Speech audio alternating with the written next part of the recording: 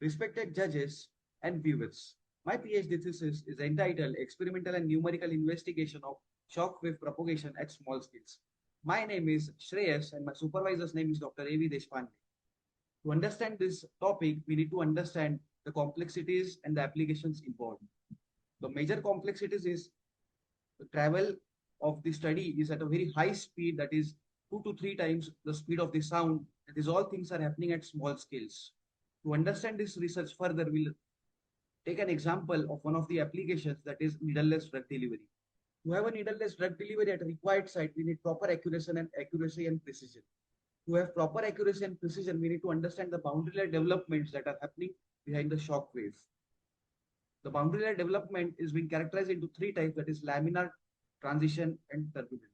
Laminar is a line flow or a regular flow, systematic flow, whereas turbulent flow is haphazard and irregular.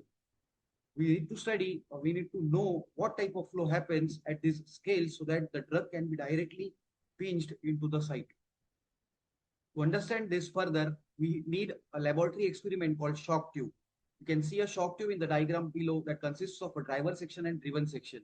As the pressure on the driver section increases, the diaphragm ruptures and the shock wave is being allowed to travel in the driven section.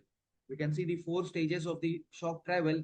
The first is shock wave, the contact surface behind it, and the rarefaction wave that is traveling behind the contact surface in the opposite direction.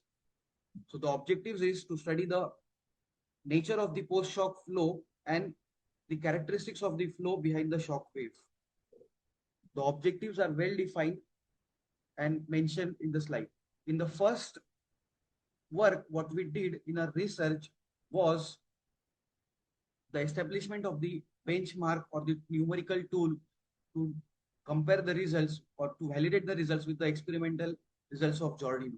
In this, we successfully compared our numerical model with the experimental results of Giordino and established that the flow was of the turbulent regime in this range. To further do the research, we did experimental and numerical investigation of shock wave propagation at narrow scales. In this, we studied the post-shock flow in the narrow channel. We can see the shock tube and narrow channel in the diagram 7 and 8. In the 9, we see the pressure traces that were being measured on the 4 pressure sensors.